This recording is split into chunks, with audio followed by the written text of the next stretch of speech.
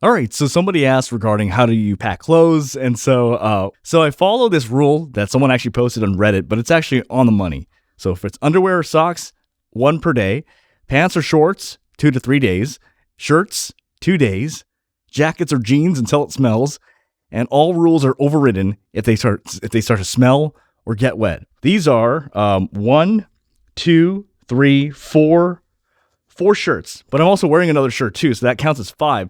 5 times 2, so this would last about 10 days for shirts at least.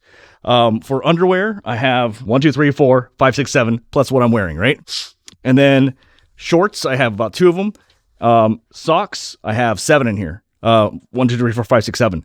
All right, next tip I want to say is with your sweaters and things like that, what you want to do is actually layer down. So this takes up a lot of bulk. It actually is better to use something thinner, but use layers of this. And this allows you to pack much lighter. Try to find if you can get a packable sort of jacket.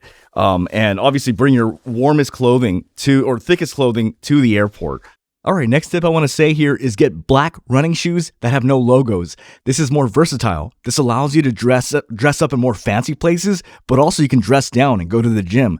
All right, tip number 3 is packing cubes, but it's not as obvious, and I'll explain.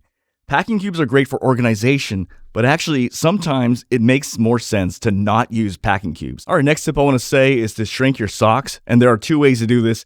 Option 1, that some people swear by, is using Darn Tough socks. So they swear that Darn Tough socks just don't smell. That cuts down on how many socks you're bringing. That's one method. Another method, which I personally do because I like to bring socks per day, is you can actually just get smaller versions of socks.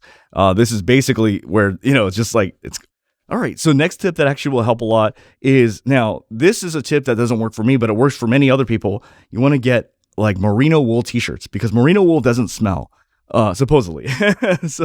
Now I'm going to tell you my personal experience with merino wool. I find that it's a little bit scratchy for me, so I don't use it, but it's a good tip to check out. But I do have another tip which works, and it works for me. What I find is really great, that's very compact and lightweight and doesn't smell, is actually shirts that are, this is important, it has to be a blend of polyester spandex.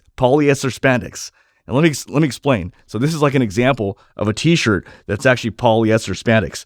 Pure cotton t-shirts tend to soak up sweat, so they take forever to dry. So I don't get any pure cotton. Pure polyester is bad. It dries quick, but it stinks, right?